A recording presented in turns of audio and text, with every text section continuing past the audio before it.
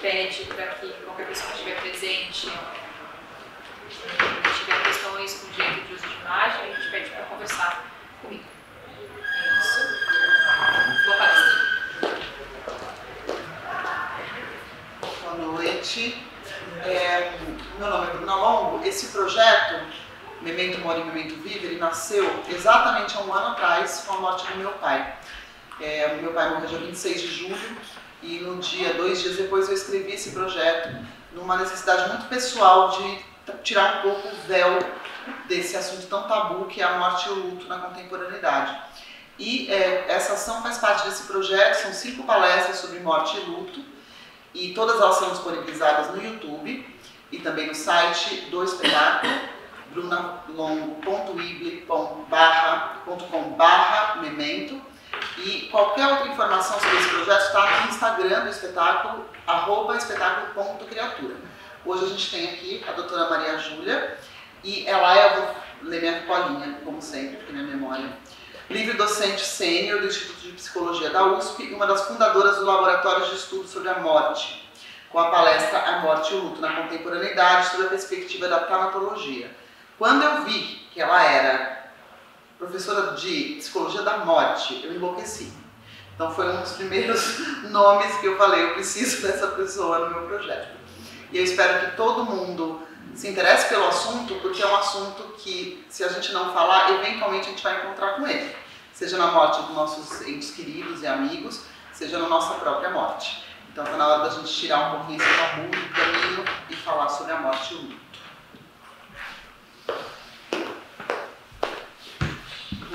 Boa noite a todos, todas aqui. Prazer muito grande estar aqui. Agradecer a Bruna Longo pelo convite, e a Amanda, e toda a equipe aqui, né? E estar com vocês aqui para a gente poder trocar umas ideias. Como a Bruna falou, é um assunto pouco falado, mas que está cada vez mais falado, né? Então, eu acho que a gente abrir esses espaços, né, é sempre muito interessante. Ainda mais aqui numa oficina de cultura e tal, é muito importante, né? Então eu vou falar sobre morte e luto na contemporaneidade, primeiro um pouco sobre a questão da morte e depois também sobre a questão do luto, né? Então vou pedir para passar o próximo, e aí vocês têm uma ideia que é importante. Eu vou falar das mortes que existem no século XXI. Mas algumas delas existiram sempre. Aliás, a morte existiu sempre, né? A gente que não quer falar dela, quer esconder, às vezes quer namorar com ela, né? Às vezes tem até uma proximidade muito grande, né? E eu estou usando para as 2 primeiras modalidades os trabalhos do Philippe Herrier, na História da Morte no Ocidente. E para as 2 segundas mentalidades, ou modos de lidar com a morte, é um ensaio meu em relação a essa questão. Eu tenho um livro que chama Educação para a Morte, foi lançado em 2021, e a ideia é assim: existe uma educação para a morte, não o ensino, mas a educação, a possibilidade de adquirir os conhecimentos, né, e lidar com as emoções, os sentimentos em relação à morte. Então, próximo. Falar então da primeira, morte tomada. Essa foi uma palavra que foi cunhada pelo Philippe Herrier, e dá a ideia dessa morte que é conhecida pelas pessoas, que está na nossa vida, que faz parte, ela existiu sempre, né, desde o início da história da humanidade, nas suas várias representações, e a ideia é que ela faz parte da vida, que ela está ao nosso redor, que ela é um evento muitas vezes público, né? Acontece na rua, na casa das pessoas, e em várias situações, e muitos dos rituais são públicos, né? Então o velório, ou por exemplo, se uma morte acontece na rua, ou acontece dentro de uma casa. Então, ele traz esse autor traz muitos exemplos, por exemplo, das situações que acontecem em pequenas cidades, né, em que a cidade inteira fica mobilizada pelo ato da morte. Então, fecham-se as lojas, as escolas, o pessoal acompanha, né, o cortejo, enfim, tem uma vida social dentro dessa perspectiva da morte. Ela existe também nos dias de hoje, nas grandes cidades, nas metrópoles, sofre interferências, claro, não dá para ter um cortejo em São Paulo, né, muito difícil, né, enfim, mas ela continua acontecendo, ela acontece pela via da doença, então ela acontece na casa das pessoas, hoje a gente tem os hospitais também, né, mas o que caracteriza a mentalidade da morte domada é poder falar sobre ela, poder interagir sobre ela.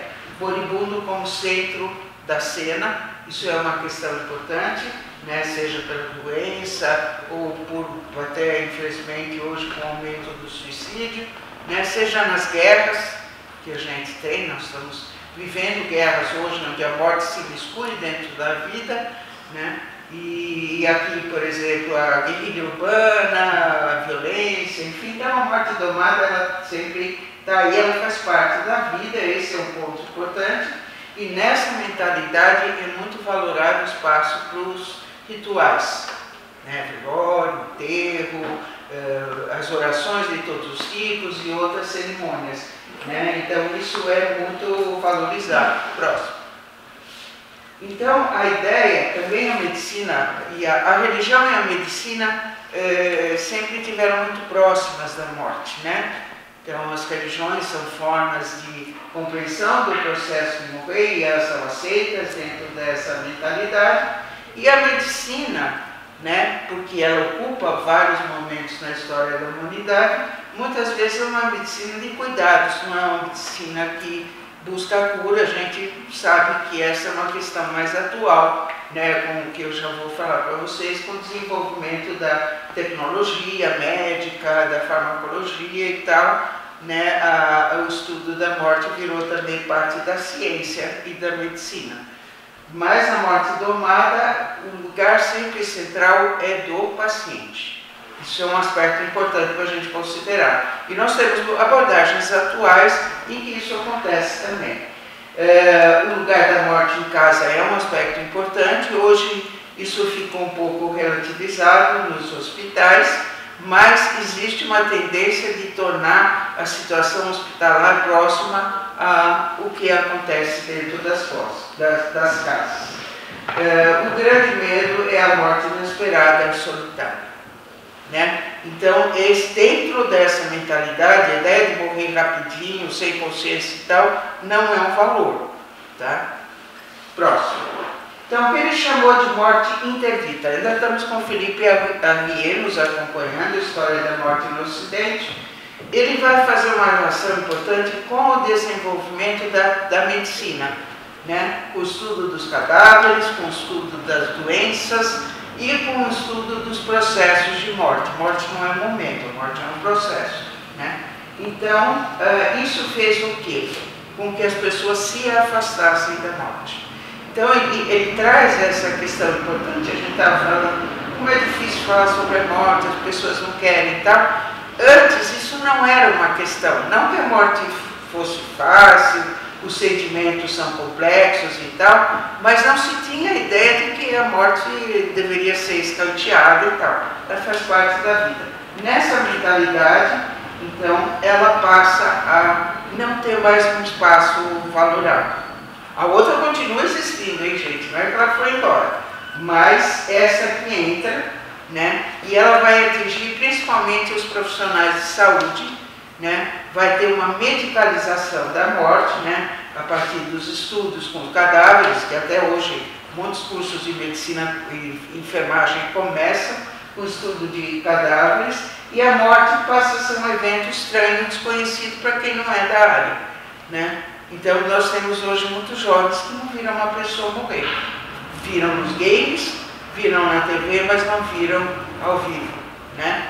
E a ideia de e também uma solidão em relação à morte, que ela aparece muito fortemente manifesta nas unidades de terapia intensiva, né, onde a batalha é principalmente para manter a vida a todo custo, mas ao custo do prolongamento da morte. Então, nesse caso, ela se torna solitária, porque as pessoas familiares não podem estar, tem horários de visita, né, mas tem um burburinho, tem um monte de coisa e tal, mas a pessoa está sozinha. Né? A manifestação do sofrimento não tem espaço, né? Então ela é sedada de alguma maneira, ou ela é não valorizada, se dá um antidepressivo e tal, porque o sofrimento não para. E uma coisa muito grave que começou a acontecer, a ideia de que o médico deve combater a morte. Né? Então ele deve salvar o seu paciente. Então você tem hoje uma posição salvacionista e uma ideia que a morte deve ser combatida a todo custo. E falar sobre morte traz sofrimento e tal. Né? Então ele vai desenvolvendo essa ideia, a obra dele é da década de 1970, mas a gente tem isso presente hoje ainda. Então você vê, morte domada por um lado tem o seu espaço e tal, morte interdita tem o seu espaço também. Né? E ela ocorre com muita frequência nos hospitais. Então os hospitais, que eram antes lugares de cuidado para pessoas que não tinham casa, ou estavam em trânsito, indigentes e tal, passou a ser o lugar onde a cura acontece. E se não tem cura, de repente não tem sentido.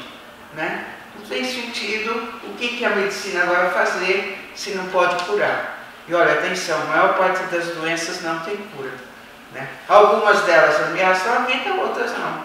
Né? Tem gente que tem artrose, tem gente que tem diabetes, pressão alta, tem gente que tem câncer, tem gente que tem HIV/AIDS, tem gente que tem as doenças neurológicas, demenciais.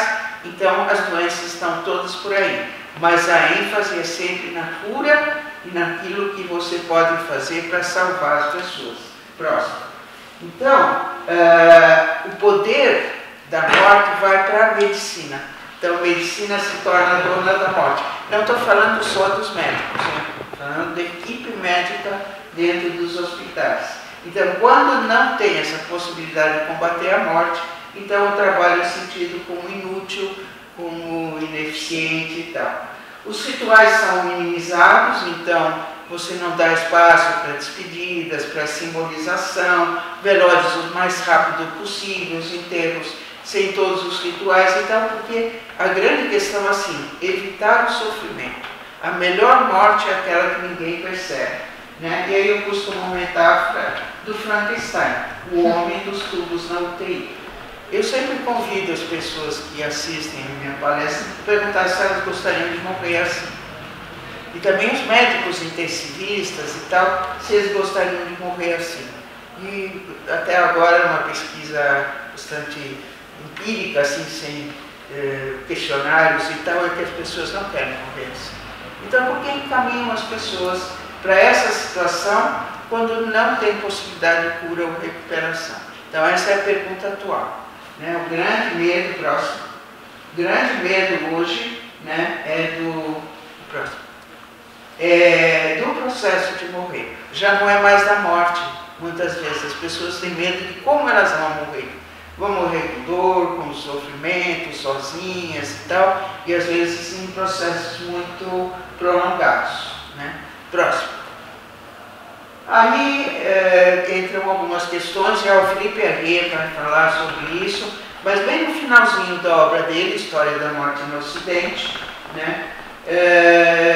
Quando ele vai falar dessas duas autoras, Elizabeth Kubler-Ross e Cicely Saunders, né? Que são, ele chamou de revolucionárias, porque dentro do século XX, né, elas trouxeram uma ideia de que esta morte proposta, dessa morte interdita, da qual não se fala, que enfatiza a técnica, estava causando sofrimento adicional às pessoas, porque muitas vezes as pessoas não eram consideradas.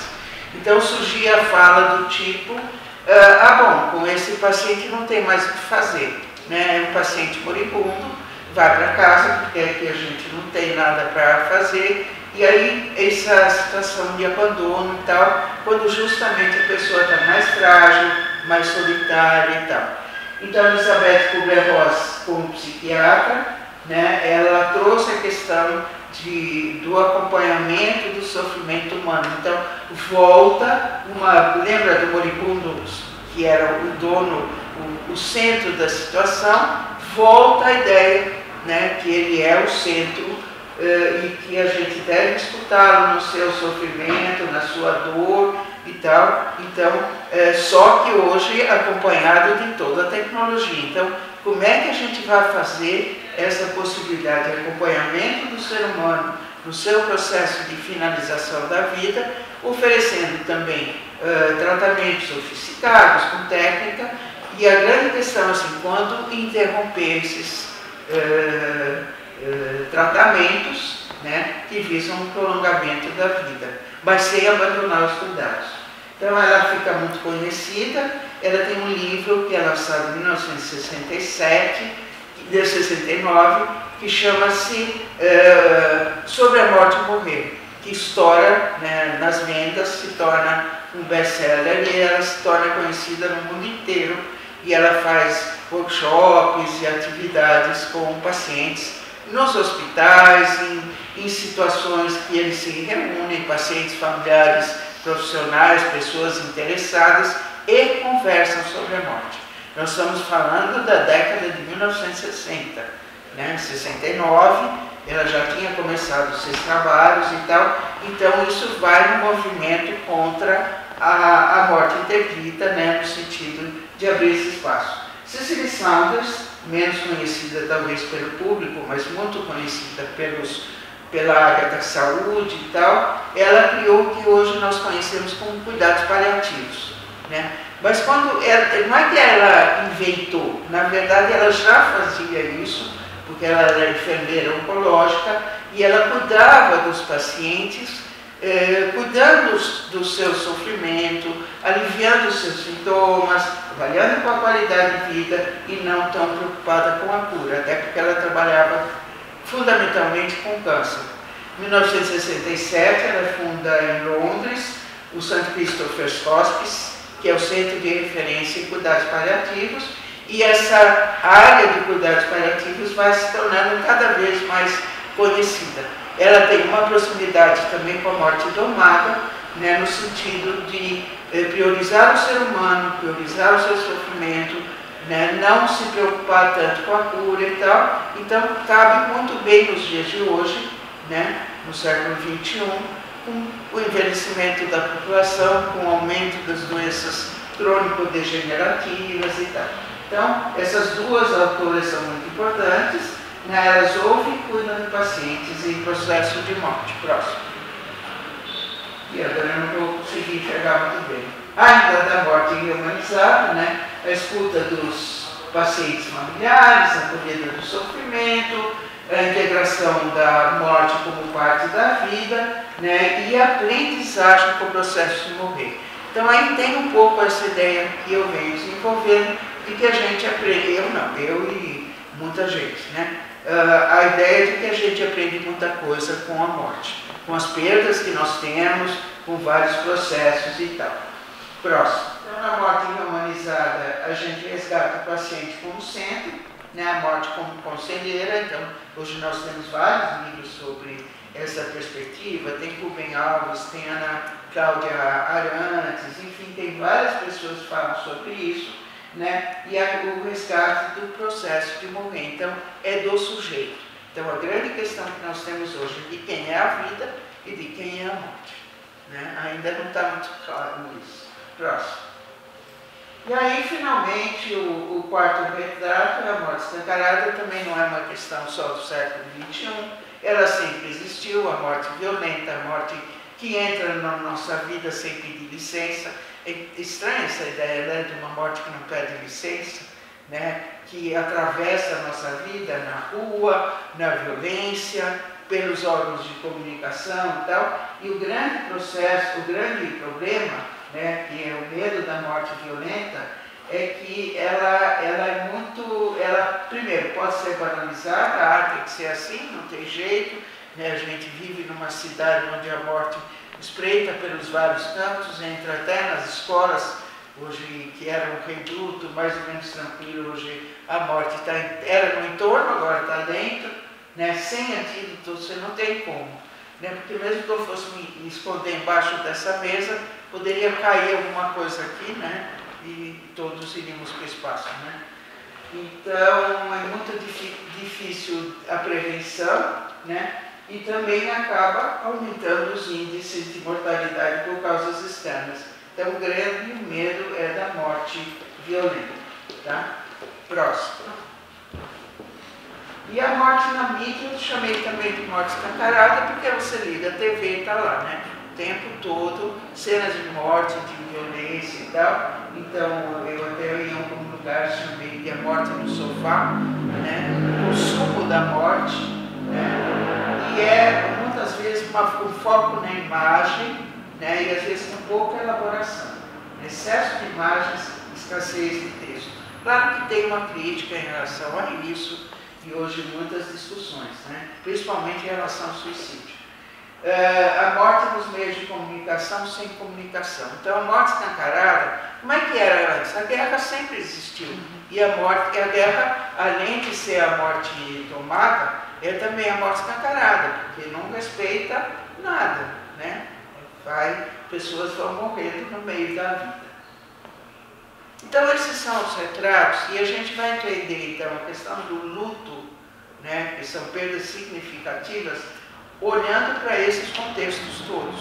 Então o que significa, por exemplo, uma morte, né, que tem um acompanhamento todo no processo de adoecimento, o que é uma morte violenta, que abala todos, o que é uma pandemia, né, que de repente as pessoas perdem todos os seus rituais e tal. Então vamos falar um pouquinho disso. Então, próximo.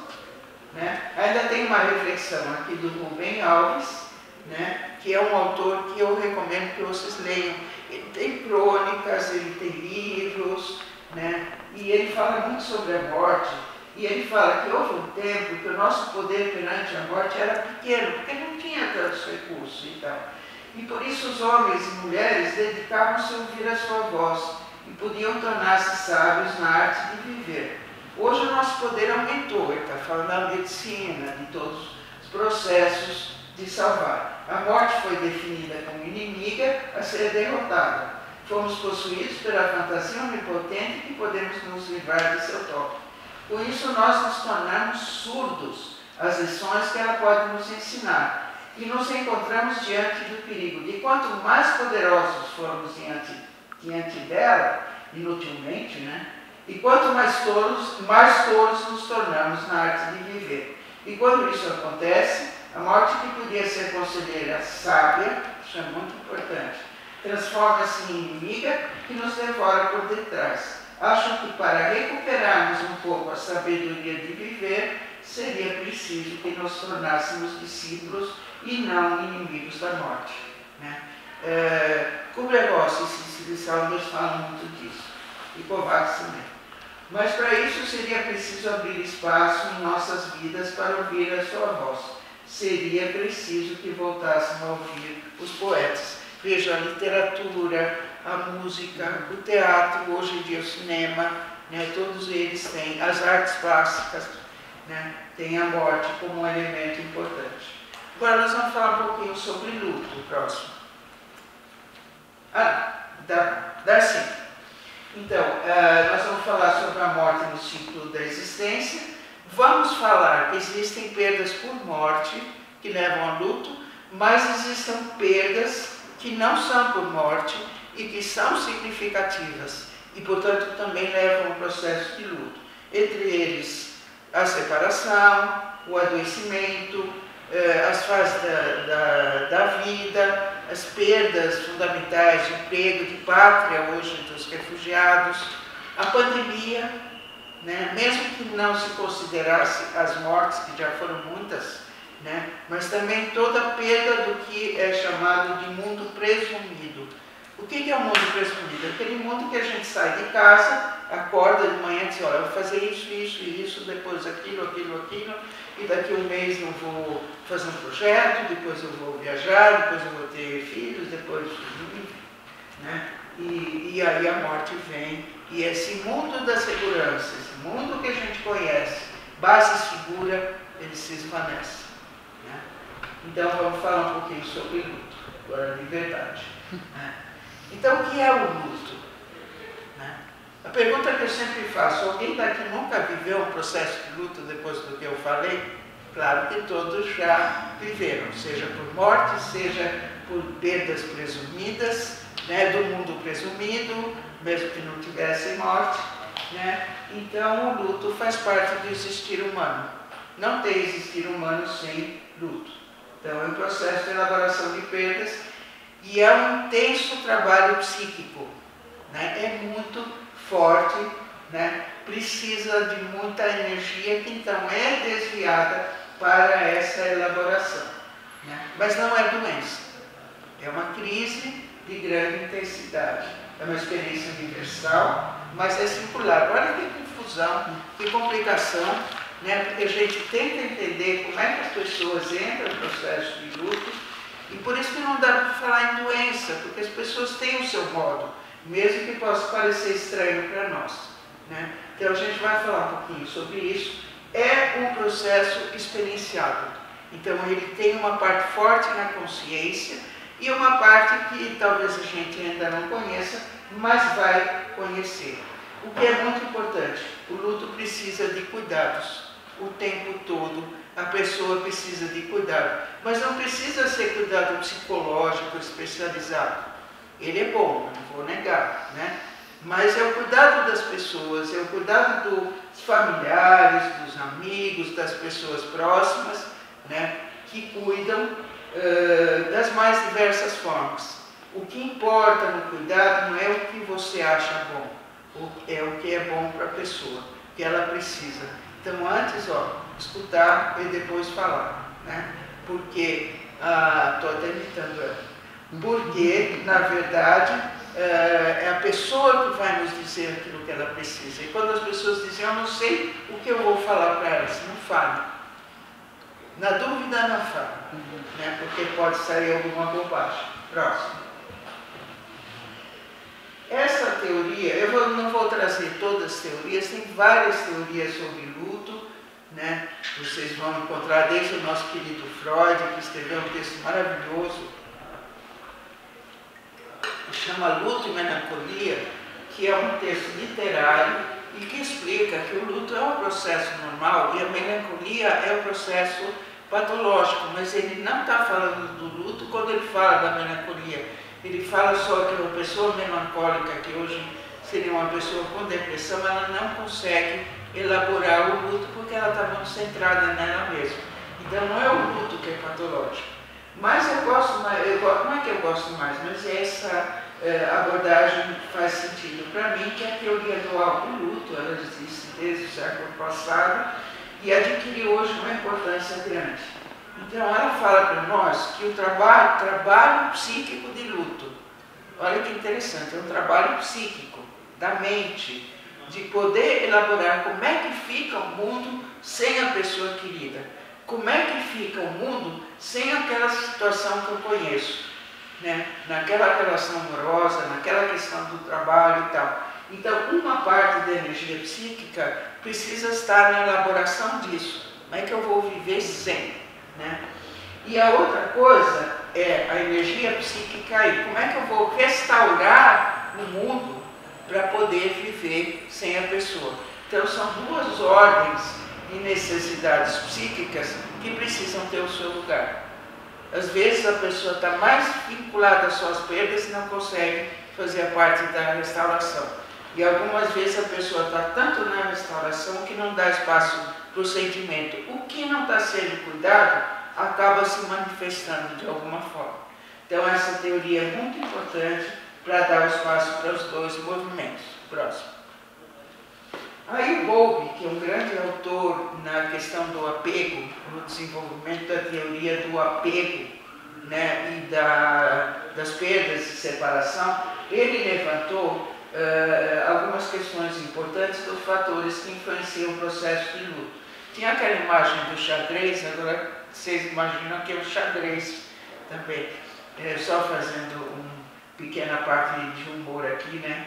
Eu castigava os jornalistas que me entrevistavam na época da pandemia, porque eles perguntavam para mim como é que é o luto de uma pessoa que perde alguém pela Covid, né? Aí eu começava assim, quem é a pessoa que você está falando? Né? Quem é a pessoa perdida? Onde ela mora? Né? Em que parte do Brasil ela mora? Em que cidade ela mora? Ela mora no campo ou ela mora na cidade? Ela é uma pessoa...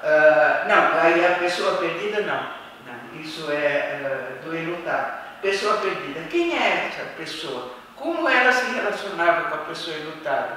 Era uma relação de amor, era uma relação de ódio, era da família, era uma relação de dependência, de poder. Aí assim, quais as características do enlutado? Né? Ele vive aonde, como ele é sozinho, ele tem família, ele tem que idade, ele tem alguma característica pessoal. Tá? Nessa altura os jornalistas já estavam exasperados porque eu não conseguia dar uma resposta única. Né? Então, como enlutam as pessoas, a gente vai ter que ver todas essas características. Né? Qual é a natureza da ligação? É uma relação afetiva, uma relação de contato, de tolerância, é uma relação conflitiva? Qual foi o tipo de morte? Né? Uma morte repentina, violenta, suicídio, ou uma morte anunciada, com uma doença longa? Que tipo de morte foi? Qual foi a experiência que essa pessoa teve nas perdas anteriores e os cuidados recebidos? Veja que a gente vai tentar compreender todo esse tipo de coisas num trabalho terapêutico ou num trabalho de psicoeducação. Essa pessoa tem uma doença mental, né? E aí, como é que essa doença mental interfere no processo do luto? Ela tem rede de apoio social, tem família, tem amigos, ou é solitária? Então veja que tudo isso vai compor aquilo que a gente chama da singularidade do processo de luto. Próximo. Então, fatores de proteção. Né? Então, nós temos que entender o seguinte, o luto é uma crise e ela tem fatores de risco nessa crise. Né? Então, a proteção é importante se eu conheço os meus recursos internos ou se eu dou a conhecer esses recursos, né? E eles me ajudam a lidar, né, com esse equilíbrio difícil dessas situações que eu falei, lidar com sentimentos, lidar com a readaptação no mundo. A questão da resiliência é uma discussão importante, né? Pessoas têm processos de resiliência em que elas vão usar as adversidades como forma de lidar com a situação. Mas nem todo mundo tem a resiliência presente, alguns precisam ter essa possibilidade de conhecer isso e outros nem vão ter isso, né? Ter uma família acolhedora, amigos e tal, e rede social sempre é importante. Então, esses são fatores que ajudam, né? Então, eles são possibilidades. Próximo. Mas também posso ter fatores complicadores, né? Mortes repentinas e violentas é um complicador, né? Porque é inesperado, não teve preparo, pode ter violência, corpo mutilado. Suicídio é um destaque especial, né? Porque o suicídio implica numa morte altamente estigmatizada e que gera culpa muito grande no enlutado por suicídio. Lembrando que a culpa e o suicídio não combinam. Então, isso é uma das coisas que a gente tem que trabalhar com bastante veemência, mas as pessoas sentem muita culpa. Por outro lado, mortes lentas com sofrimento também são difíceis. Acompanhar a degeneração, a perda de uma pessoa é bem difícil. Ter problemas psiquiátricos atrapalha, né, o processo de elaboração, relacionamentos conflituosos e a falta de rede de apoio. Nós estamos falando de fator de risco. Fator de risco quer dizer, pode levar a problemas, pode não levar também. Né? Então a gente vai estar sempre nesse processo de observar e alguns desses fatores de risco podem ser cuidados. O principal deles, né, que a gente precisa cuidar muito, é que cada vez mais nós temos pessoas solitárias, né? Os idosos principalmente, mas não só. A gente tem hoje muitos jovens solitários também, né? Então essa é uma questão importante. Próximo. Então lembrando, luto não é doença, luto é crise, é um processo normal do existir humano, mas que tem desorganização e precisa de ajuda, né? De cuidados. Cuidados de várias ordens, que pode ser até ir comprar uma sopa, ajudar nas tarefas domésticas, cuidar dos filhos, dar um abraço, levar para algum lugar, até trabalhos mais intricados de psicoterapia e tal. Então todos podem ajudar no processo do luto. Agora vendo algumas questões. Luto não autorizado. Vocês já entenderam que o luto causa sofrimento e esse sofrimento precisa ser cuidado, né? E o luto tem que ter uma autorização para ser expresso. Oh meu Deus, isso parece tão estranho. Como assim ter autorização? Ou seja, a sociedade lembra, né, das várias modalidades, retratos da morte. Nós temos uma que acha que dar espaço para o sofrimento humano é ruim, da morte interdita, né? Então, isso que a gente fala de uma sociedade que autoriza o processo do luto. No momento que a pessoa está vivendo um sofrimento grande e tal, e ela precisa ser respeitada no seu modo de lidar com esse sofrimento, né? Então, o não reconhecimento aumenta o sofrimento das pessoas. E aqui eu trago alguns exemplos, né? A Gabriela Caserato é uma psicóloga que trabalha com luto não autorizado, né? Por exemplo, o aborto. Por que o aborto é um luto não autorizado? Nem nasceu? Como assim? Você vai chorar por alguém que não nasceu? E ainda mais vai chorar por alguém que você provocou o aborto? Né? Quem somos nós para dizer que isso é tão simples assim? Né? Então, um luto não autorizado. Precisa ser autorizado. Olha que estranho. E autorizado é dizer assim, olha, você tem direito a sofrer e a viver o que você está vivendo. Suicídios, né? Por quê? Porque se considera que o enlutado não olhou, não prestou atenção, não viu os sinais, né? Agora nós vamos entrar no Setembro Amarelo, os enlutados por suicídio morrem de tristeza, né? Porque o tempo todo se fala, olha para a pessoa, o suicídio pode ser prevenido, evitado. Em muitos casos não pode, em muitos casos não tem sinais. E aí, na hora de eles expressarem o luto, muitas vezes eles têm constrangimentos e não são autorizados. Porque não viu, porque não cuidou, ou até porque provocou, né? Pessoas com problemas cognitivos, né? Porque eles não vão entender e tal, mas a pessoa sente, né, que alguma coisa mudou e ela tenta compreender e às vezes não tem esse reconhecimento. E os profissionais de saúde, porque não devem se envolver. Nós estamos agora numa questão bastante importante, por exemplo, de um terapeuta que perde o seu cliente, seu paciente por suicídio, né? Como é que ele vai lidar com isso, né? Com a culpa, com todas as questões, e aí não viu, não cuidou, né? Enfim, são questões complexas. Próximo. Luto coletivo, olha só, eu falei que luto é um processo singular e de repente você tem um processo coletivo, né? Luto que acontece em situações coletivas, como acidentes aéreos, desastres, guerras e a pandemia foi um exemplo, né? Então, que nós vivemos um processo de luto. Então, vamos pegar, por exemplo, uma situação de um acidente aéreo. Então, várias pessoas vivendo ao mesmo tempo processos de perda e o seu luto. E aí é um luto coletivo, porque estão todos vivendo o processo, mas é singular, porque cada uma das pessoas tem o seu próprio modo. Então é uma situação difícil, né, a gente poder lidar com isso. E a pandemia trouxe uma outra ideia de luto coletivo, que foi o seguinte, como a pandemia atingiu a todos nós estivemos em processo de luto, porque fomos abalados de alguma maneira. Né? Então é muito importante a gente considerar essa coisa, mas vamos ver que modos tão particulares e tal que as pessoas viveram esse processo, além daqueles que perderam pessoas por morte, né? envolve vários perdas, uma mesma família, né? A perda da vida cotidiana, e mesmo sem perda de mortes próximas, o pesar pela dor dos outros também nos influencia, né? Isso é uma coisa cara na questão do luto, porque se diz assim, puxa, quando eu vejo um acidente de trânsito, por exemplo, e eu fico lá impressionado e tal, eu não estou em processo de luto. Mas se um familiar meu estiver lá, uma pessoa conhecida, um amigo e tal, então eu passo a viver. Então esta é uma questão da gente poder diferenciar a comoção que algumas situações produzem e o luto.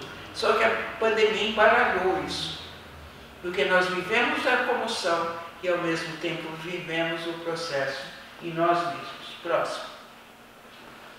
Luto complicado. Bom, se não tem luto patológico, né, que eu falei, mas tem luto complicado, então aqui nós temos um conceito ainda um pouco complexo, né? Porque eles nos chamam, lembra que eu falei dos fatores de proteção, fatores de risco, né?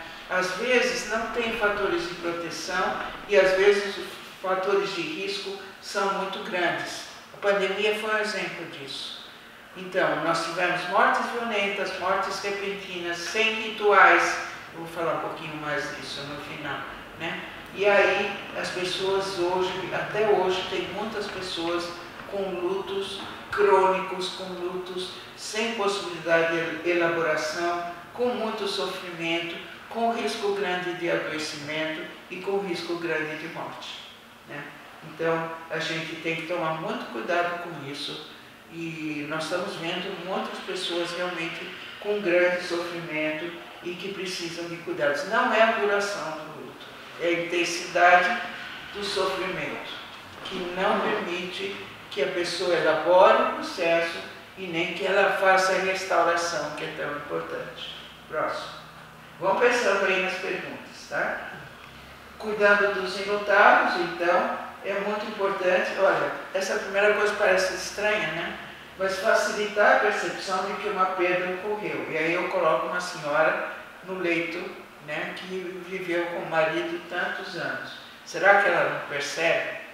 Então ela vai percebendo isso no decorrer da vida, né? Às vezes é muito difícil no começo, parece que não é verdade, não caiu a ficha e tal, né, que é muito importante. Ajudar a identificar e expressar os sentimentos. Às vezes as pessoas não conhecem os seus sentimentos, lutam contra eles, acham que não é legal, que elas não devem se mostrar, né? Porque a tristeza, ok, vai mais ou menos bem com o luto, mas e o medo?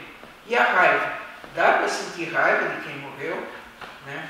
É complicado isso, então é ter um espaço para isso. Refletir sobre como é viver sem a pessoa. Então, como é que ela vai fazer? Por exemplo, ainda usando essa cama de alguma maneira, ela vai usar a mesma cama, ela vai trocar de cama, o que ela vai fazer com as roupas, com as situações da casa, com as atividades que fazia junto, né? Então, atendimento a pessoas enlutadas, né? Eu sempre converso com elas assim, né? Como que é, por exemplo, quando passa um ano, né? Você até tinha falado, né, Bruna? E aí a gente tem, durante um ano, uma série de circunstâncias que são as chamadas festas ou festividades de calendário. Então agora nós vamos ter uma, né, que é Dia dos Pais, nós vamos ter Dia das Crianças, vamos ter finados, vamos ter Natal, Ano Novo, né? E nós temos as festas da família, né? Aniversários de nascimento, de morte. Então esse um ano, ele dá uma ideia de como é esse processo no ano seguinte, o que eu vou fazer, não vou fazer e tal, né? Mas isso não quer dizer que o luto dura um ano, ele dura a vida inteira. Só que ele vai sendo revisitado, reconsiderado, repensado e tal, né? E é muito importante a gente ajudar nas tarefas do luto, né? A gente sabe que tem tarefas logo após a morte, que são muito complexas e burocráticas, mas depois tem outras, né? Vai continuar na casa, não vai, o que vai acontecer com os filhos, o que vai acontecer com os projetos, as perdas econômicas, todas as outras perdas que acontecem na situação e identificar os processos complicados. Próximo. Então agora eu vou falar um pouco da pandemia, né? Porque tem que falar da contemporaneidade, né? E nós não sabíamos, né, em 2019 que haveria uma pandemia, sabíamos? Não, né? E aí em 2020, em março, ninguém esquece, né? E aí aconteceram várias coisas. Eu lembro que muitas pessoas me perguntaram, será que as pessoas vão falar mais de morte? Passaram 3 anos, quase 4, não, 3,5. Falam sim e não falam não. Né? Então, mas de todo jeito, alguns assuntos se tornaram bastante presentes. E um deles chama-se luto. Pessoas falaram muito sobre luto. Em nuvens de palavras, muitas vezes aparecia a palavra luto. E foi muito importante trabalhar com a população não profissional, a população leiga, a partir das suas próprias experiências. Leigas na profissão, mas não leigas na vida, né? Lembrando que a morte faz parte. Né? Então, a pandemia trouxe a possibilidade de morte a todos. Né? Nós tivemos grupos de risco, primeiro idosos. Né? Eu lembro que eu envelheci em poucos meses, não sei quantos anos, né? Porque aí eu dei conta do que é ser velho. Porque até ali, não, tudo, terceira idade, beleza, cartãozinho no carro, algumas artroses, limitações e tal, e aí não. Aí tinha que ficar em casa, né? Porque era grupo de risco. Pessoas querendo fazer supermercado para mim e tal. Foi terrível. Mas a gente vai aprendendo, como tudo na vida, né? Depois, os grupos foram mudando. Os jovens passaram a ser grupos de risco, porque eles saíam, muitos tinham que trabalhar, os profissionais de saúde e os idosos protegidos em casa. Então, teve todo tipo de coisa até a vacina. Então, eu chamei de trágica democracia. Né? E o grande problema da pandemia foi que a forma de cuidados era o isolamento. Você vê tudo que eu falei, os cuidados do luto, de tudo, você pensa sempre na presença das pessoas. Você não pode esquecer o abraço, a presença, as palavras e tal, e isso não podia. Né? Então esse foi o grande desafio da pandemia. Nós tivemos mortes rápidas, com muito sofrimento e sem a presença de familiares. Então as pessoas eram internadas e os familiares ficaram para fora. Né? Então sofriam os pacientes dentro do hospital e os familiares fora. Sobrecarga dos recursos de saúde, né? Foi muito alta, muitas pessoas não tiveram vagas, né? Medo de não ser atendido por falta de vagas, então eu não podia adoecer de jeito nenhum, né? E a possibilidade de luto complicado e persistente. Então vocês veem, hoje ainda nós estamos vivendo isso, não mais agudo, não estamos na fase aguda, mas nós estamos trabalhando com as sequelas. Nós temos a Covid longa, e nós temos as sequelas emocionais, da pandemia de saúde emocional. Próximo. Então, alteração em todos os rituais de finalização, isso foi a coisa mais cruel. Né? Desculpe trazer as lembranças, mas nós vivemos isso, faz parte de nós. As valas comuns, né?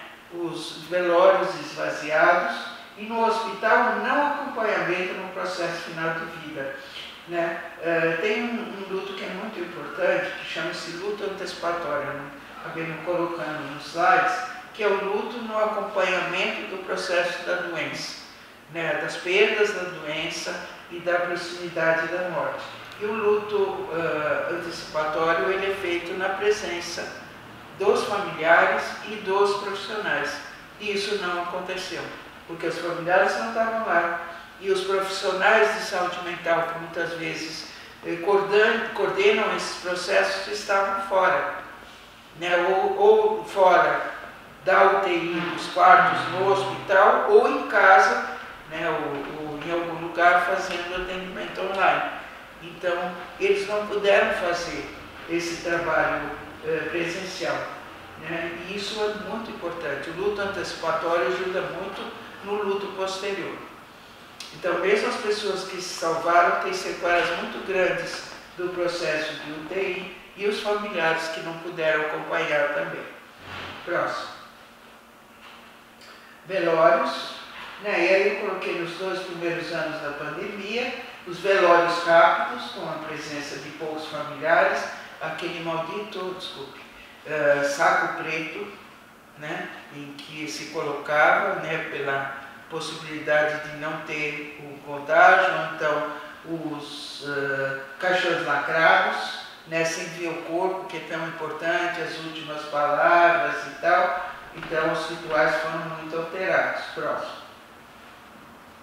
Né? O enterros com túmulo, veja que eu pus, né? Porque tinha enterros que foram em túmulos e enterros em vala comum. Né? Então, isso sem privacidade e sem local definido. Isso é muito ruim, porque você tem um lugar que você vai velar e tal. É muito importante. E não preciso falar do descaso das nossas autoridades da época, né? Sem empatia, sem piedade. Isso é um estrago violento para as pessoas que estão sofrendo. Então a gente tem uma coleção de frases, né? E má gestão, né? Terríveis. Acho que isso piorou muito a situação. Né?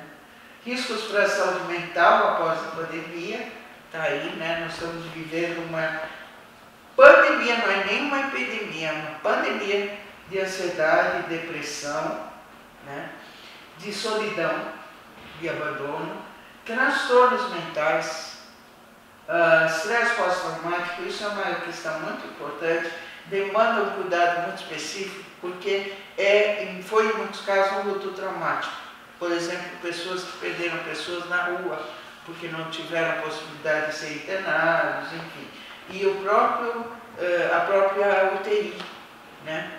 Não poder estar presente e tal, ela é muito forte para pacientes com Covid que se recuperaram e têm sequelas e precisam de tratamentos, profissionais de saúde que tiveram estresse pós-traumático, porque a exigência da tarefa era muito forte, luto não elaborado, porque você tinha que mexer, fazer as coisas rapidamente e tal, e não tinha espaço para sentimentos, sofrimento e tal, ideação suicida e tentativas de suicídio. Eu me lembro que no início da pandemia eu ouvi uma história de que os índices de suicídio tinham diminuído. Mas na verdade não foi que eles tinham diminuído, não se tinha notificação, porque não se podia estar nas casas. Quando se começou a sair para a rua, quando começaram as escolas e tal, o índice de suicídio aumentou exponencialmente. A ideação, tentativa e suicídio. Hoje nós temos uma pandemia de suicídio no mundo inteiro, mas o Brasil está mais intenso porque as nossas formas de cuidados no país ainda demandam muita evolução, necessidade de bastante trabalho. Próximo. Lutos complicados, estresse pós-traumático, né, o que eu já falei, a importância da prevenção e cuidados organizados.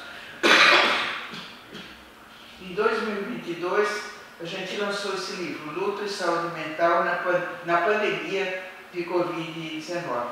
Quem é a organizadora principal é Érica Palotino, uma especialista em luto carioca, né? Eu, a Daniela Sete, que é aqui do Sírio-Libanês, e o Henrique Ribeiro, que é psiquiatra do HC e tal. E aí cada um de nós tocou em algumas partes da questão do luto. Acho que acabou, né? Então essas eram algumas ideias, né, que eu quis trazer aqui para vocês. E agora a gente poderia abrir para perguntas.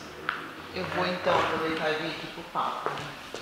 Vai ser filmado pelo Telegram das outras vezes. Nossa, doutora Maria Júlia, várias coisas, porque se alguém tiver perguntas pode ficar à vontade, tá, gente? O livro do Arrê foi um dos primeiros que eu li depois da morte do meu pai. E ele me ajudou muito, porque tem uma coisa, é um dos motivos de você estar aqui hoje.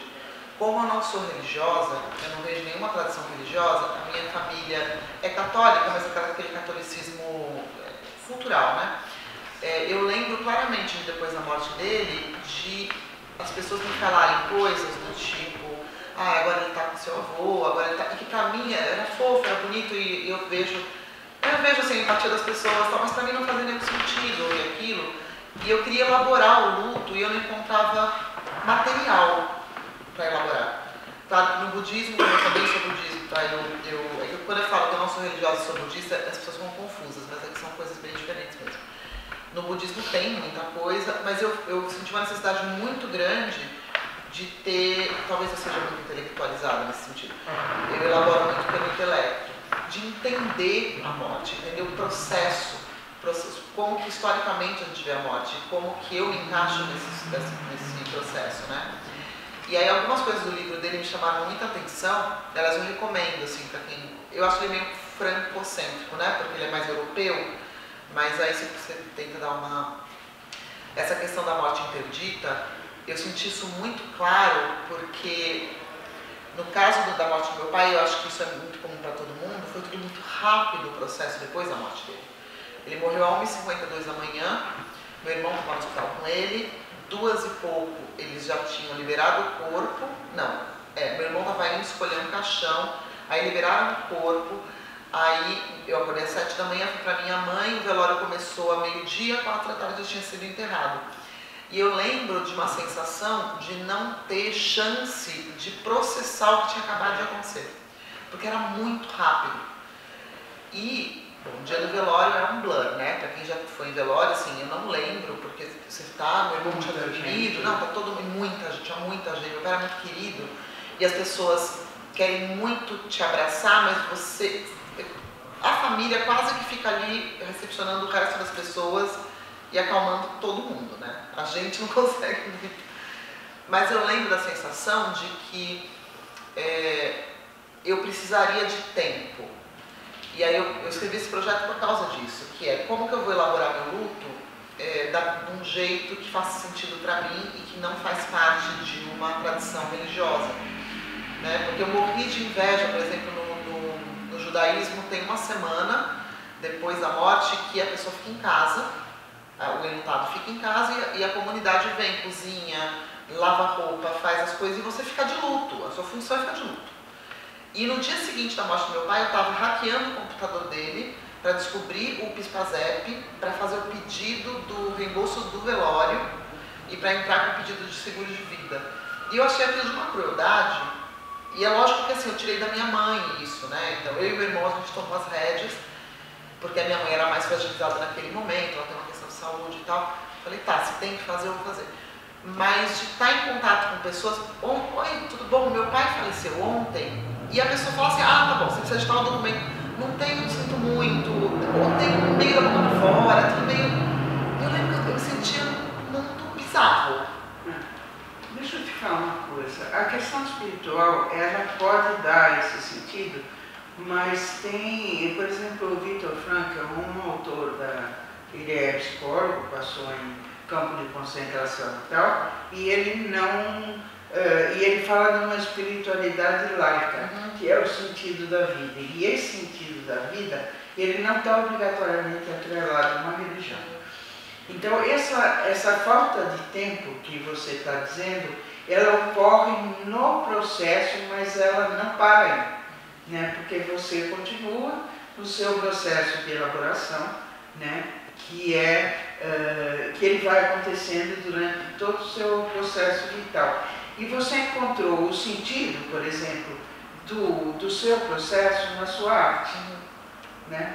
Que não é ligado a nenhuma religião, mas de uma certa forma, isso que o Frankl chama de uma espiritualidade laica, né? Em que você busca esse sentido, essa compreensão interior, né? No momento que você faz um projeto, que você cria circunstâncias, que você chama pessoas, que você faz todo o envolvimento e ao mesmo tempo você está elaborando a feita. Né? Nesse sentido eu me sinto muito privilegiada, porque é isso, assim, eu percebi que eu precisava criar alguma forma e aí eu acabei conseguindo, inclusive, com dinheiro público.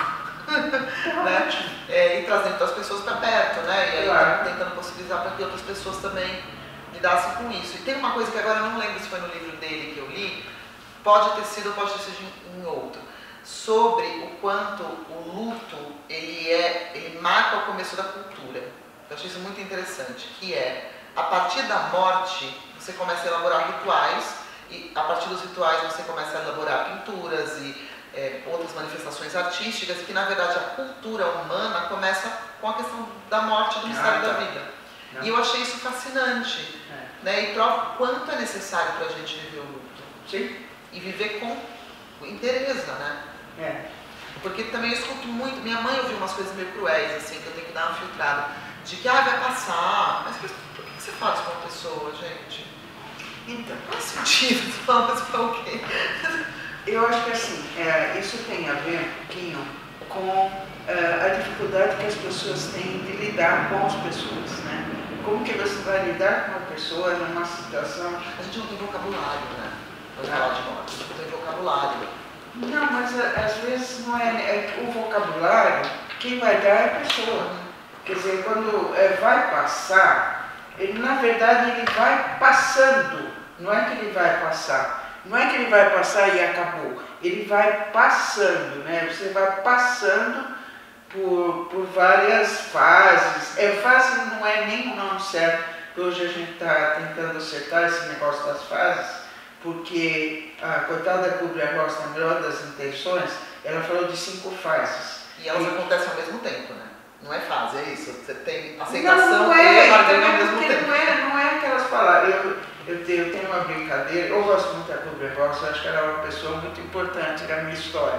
Lembram, né, da Kubler-Ross? Você sabe a fase do luto? Da morte humanizada. Fase do luto, tem até umas, se vocês quiserem procurar na internet, tem os 5 estágios da morte, é uma girafa, né, que passa pela negação, pela raiva, pela barganha, pela depressão, pela aceitação, mas é tudo rapidinho. E ela é muito engraçada. Chama Girafa e as 5 fases.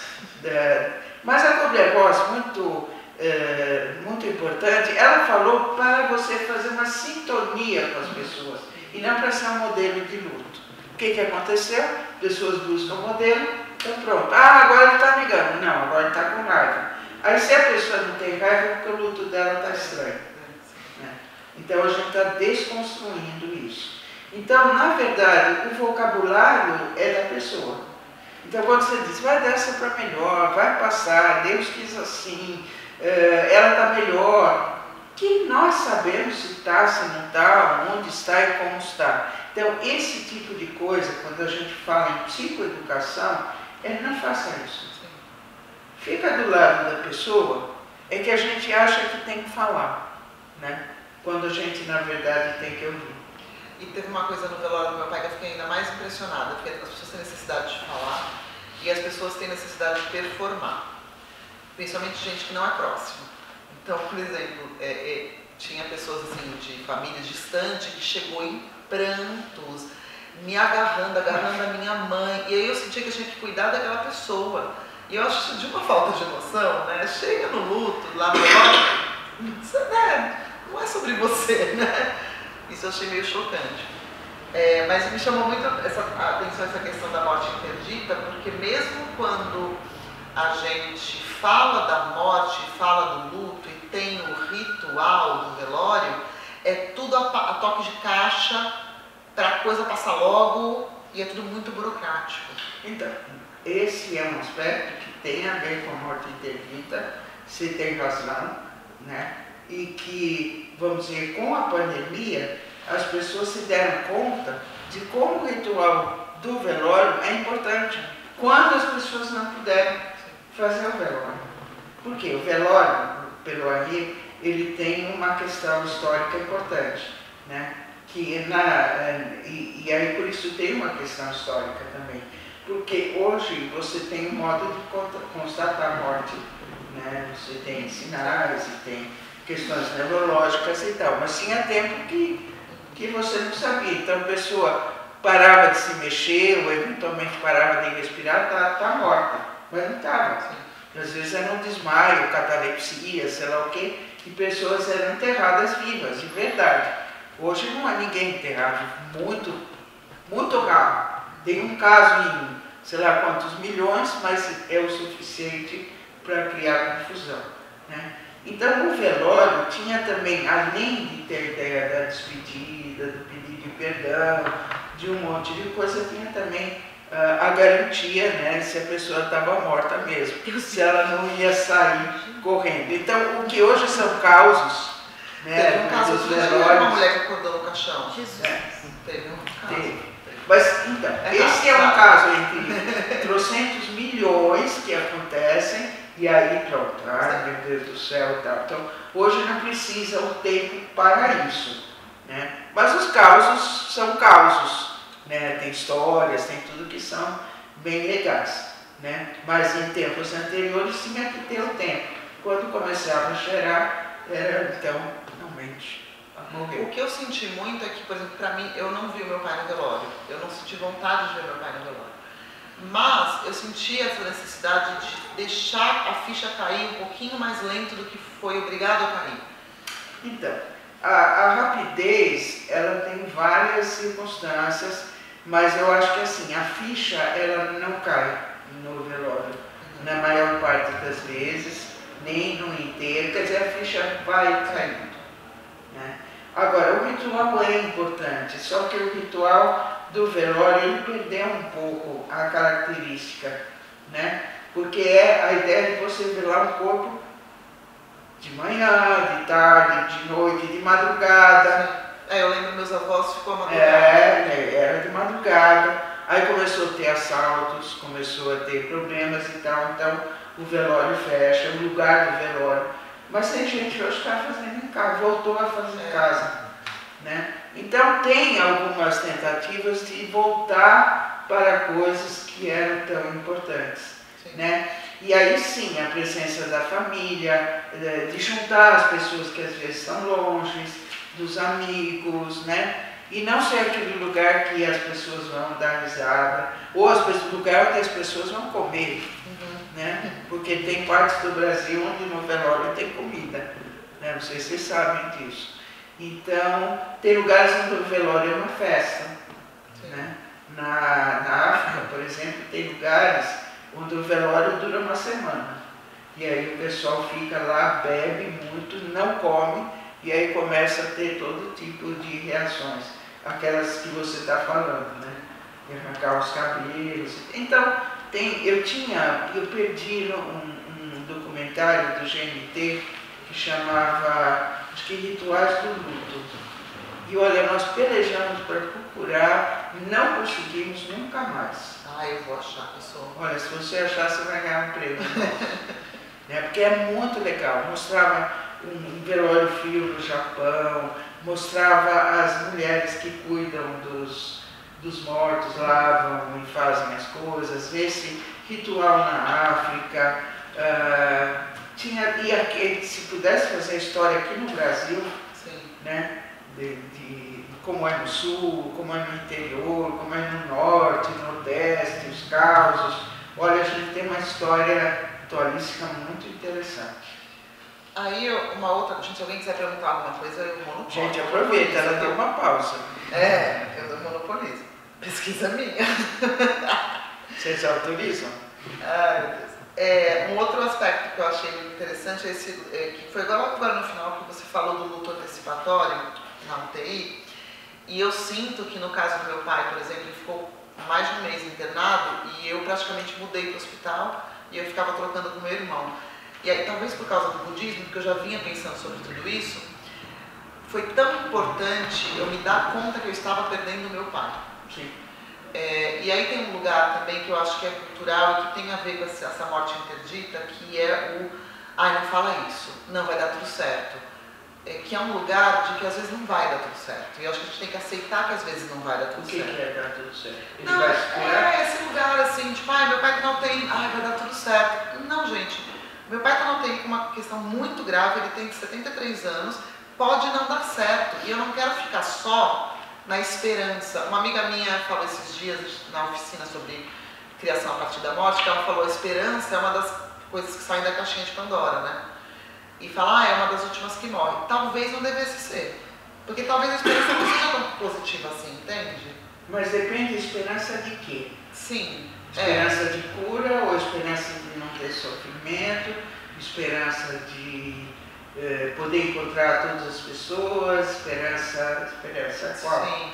Porque pra mim era muito claro, foi ficando muito claro o quanto ele estava sofrendo e aquilo estava começando a ficar quase torturoso, assim, que é isso, né? Os médicos fizeram de tudo para prolongar a vida dele e que na verdade é essa prolongação da morte, né? Só que tem esse... Aí por que eu estou fazendo tudo isso, gente? Porque eu não consegui conversar com ninguém sobre isso na época. Eu sentia isso, mas eu sentia que era um tabu falar isso, porque a minha vontade era falar, gente, parou.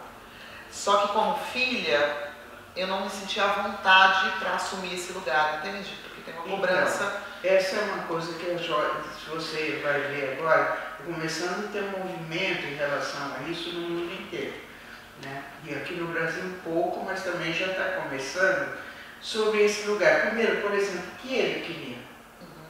Né? Ninguém perguntou para ele. Então essa seria uma primeira questão que hoje tem vários desdobramentos, até das diretivas, que cada um de nós pode escrever em qualquer momento da vida, até hoje pode ser. Hoje à noite, se vocês estiverem com tempo e tal, vocês já podem escrever o que vocês querem e não querem ali. Então, mas lendo a Ana Cláudia Quintana antes, me ocorreu uma coisa que aconteceu no hospital. Meu pai virou para mim um dia e falou, eu estou muito cansado. Qual foi a primeira coisa que eu fiz? Eu chamei a psicóloga no hospital para convencer ele a não desistir. Então tem esse lugar de, ele está me informando que ele está cansado. Eu não tenho direito também de tentar convencer ele do contrário. Dá para entender? É contraditório, é difícil, né? Porque a gente é uma pessoa... Mas talvez você não... e assim, você aprendeu nessa experiência, né? E isso vale para a sua vida, vale para as outras pessoas, né, que você vai acompanhar e tal. Ele disse, eu estou cansado. E aí eu perguntaria, cansado de quê? Né? E fala um pouco sobre isso. E o que você gostaria que a gente fizesse em relação a esse cansaço seu? A gente não precisa convencer. Então, mas aí se confunde muito isso com ele está deprimido. Acho que é melhor... Ele pode estar muito consciente disso, né? Não é Ele pode estar deprimido no sentido, aí não da doença, depressão, mas de entrar em contato consigo próprio e dizer assim, olha, o que a vida me vai oferecer, né? E todo, não sei, você conviveu na UTI, você viu, né? Os tratamentos de UTI são terríveis, né? Vamos falar a verdade.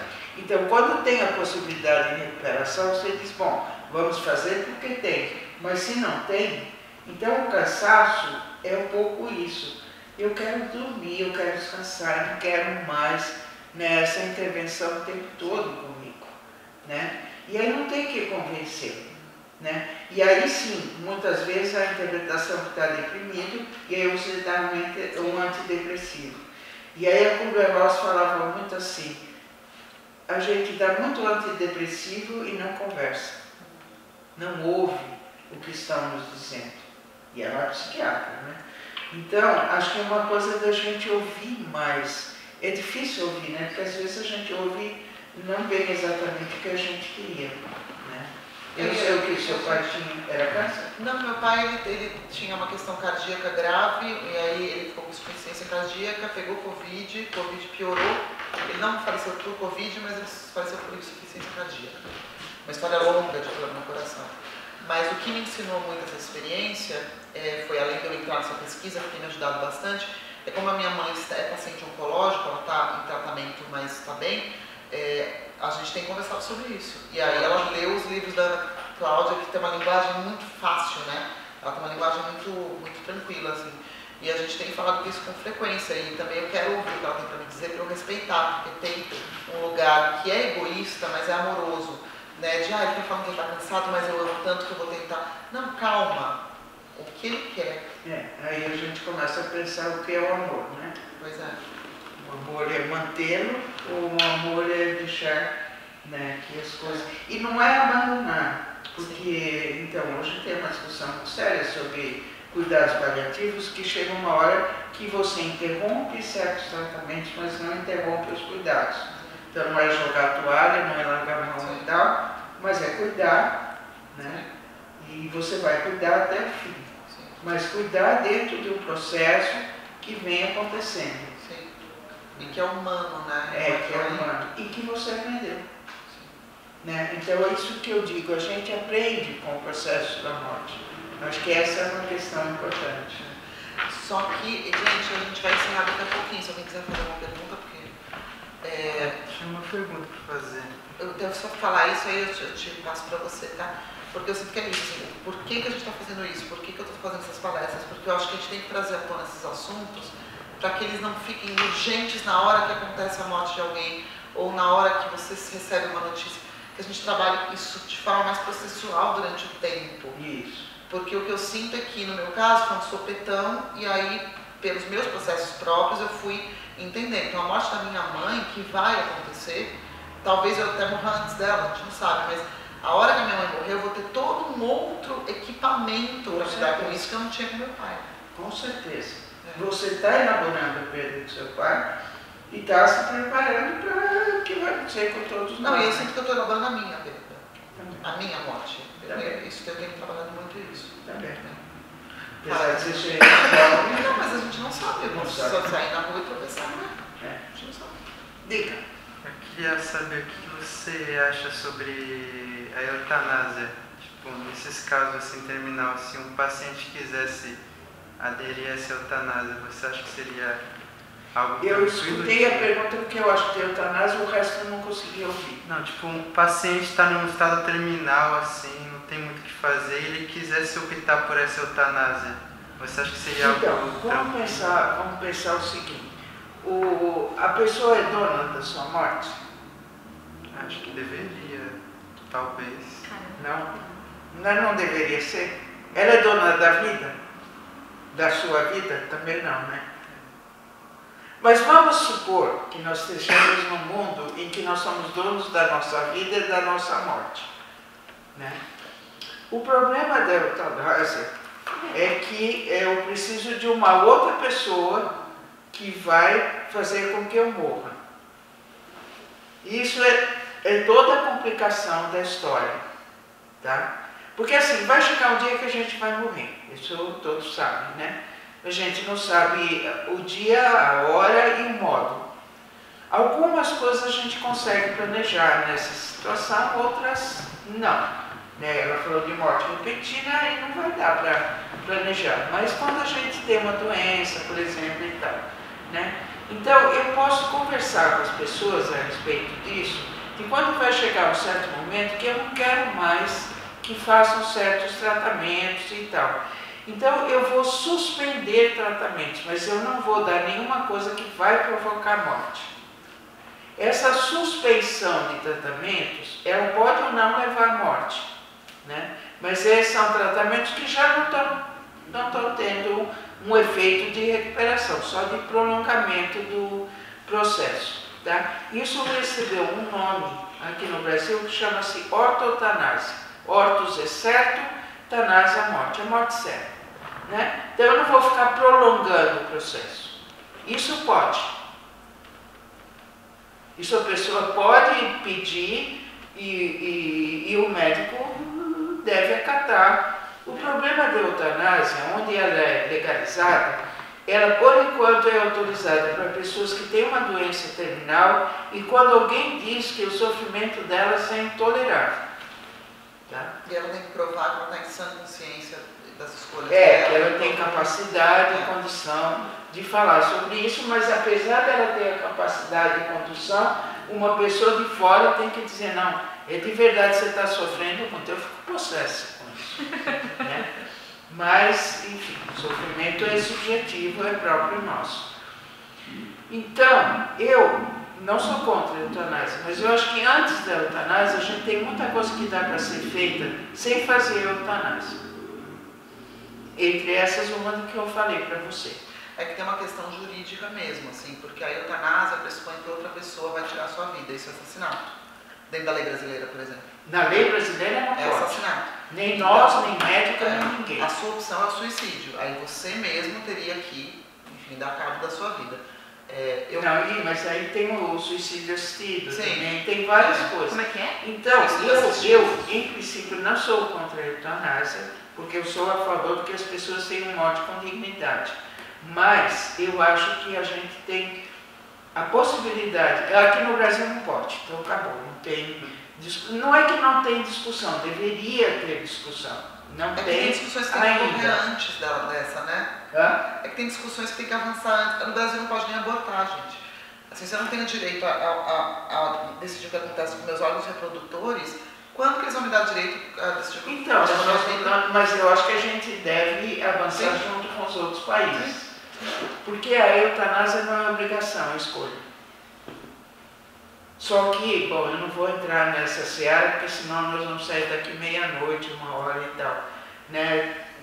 Está começando a virar assim, então vamos oferecer eutanásia e morte assistida para pessoas de rua, para pessoas que têm, sei lá, Então, esse é o lado X, lado B da história, que não é legal. A gente quer Então, mas eu falei que eu não quero sair daqui meia-noite.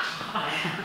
Mas dentro da sua pergunta, eu acho que a Bruna está falando, é verdade, a gente deveria discutir o assunto aqui. Eu sou absolutamente favorável que se discuta o assunto. Mas primeiro a gente teria que ver como é que estão sendo cuidadas as pessoas no final da vida. E o problema não é só brasileiro, é do mundo inteiro, ou seja, o desenvolvimento dos cuidados paliativos, a desmistificação que cuidados paliativos é jogar toalha, que é uma medicina de segunda qualidade e tal, e mostrar todo o valor dos cuidados, né, para além do prolongamento do processo da morte com muito sofrimento. E a coisa toda é tão complexa que, por exemplo, se meu pai fala, eu não quero nenhum tratamento, eu quero voltar para casa.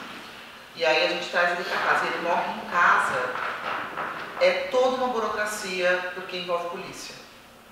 Porque a partir do momento que você morre em casa, você levanta uma possibilidade de que aconteceu algum... Né? Então morrer no hospital é menos burocrático.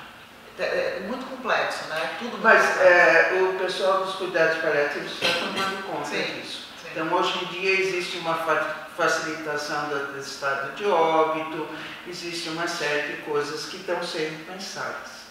Né? Então, você conseguir a morte, porque muitos cuidados paliativos são em domicílio. Né? Então, você tem uma facilitação. Mas tudo isso tem que ser combinado, conversado, né? Primeiro desmistificar toda a questão que é importante. Né? E lembrar, nem sempre a casa é o melhor lugar, né? Sim. Porque às vezes mas aí no hospital, vai dar para ser essa morte mais digna e tal, ou não, enfim, todas essas coisas a gente tem que pensar e conversar. Ou seja, seu projeto pode caminhar por aí também. E assim, o que eu acredito e que eu vim acreditar depois desse ano de pesquisa é que a gente não vai conseguir avançar em nenhuma discussão nesse sentido se a gente não falar sobre morte, ponto, entre a gente, na mesa de jantar.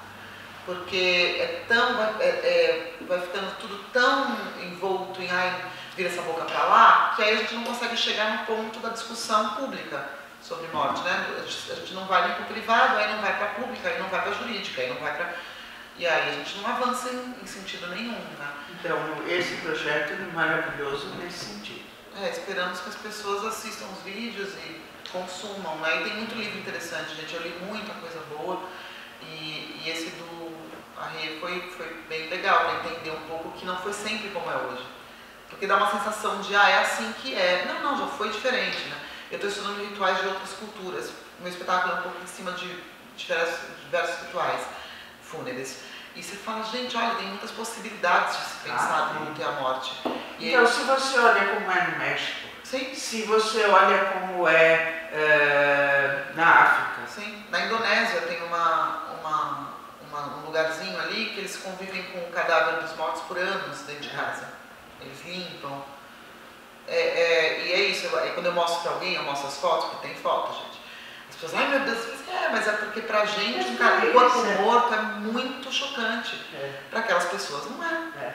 Mas olha, quando teve a pandemia e não puderam ver o corpo morto, pessoas ficaram muito mal. A minha mãe perdeu uma irmã na pandemia e ela recebeu uma caixinha e ela não conseguiu entender. Até hoje a morte, ela fala que a morte do meu pai, ela não é devastadora para ela, mas ela está processando, porque ela estava presente. Mas a minha tia, sim, é como se ela tivesse desaparecido. É muito chocante. Olha, dá para ficar também à noite. Não, mas dá para ficar 10 anos. Dá para ficar 10 anos. Muito obrigada. E, pessoal, obrigada vocês pela também. presença. Parabéns aí pelo trabalho de vocês também. Maravilhosos. Maravilhosos. E esse vídeo vai ficar disponível e eu espero conseguir prolongar esse projeto para além desse prêmio Zé Renato, que é o que eu estou fazendo agora, porque vai vir espetáculo por ali, vai vir mais coisas. Então, pode contar comigo pelo que eu puder. Obrigada, Não pedi pra gente. ninguém ir embora, pra assinar a lista de Obrigada aí, presentes. trabalho. E eu vou fazer como ouvinte a matéria.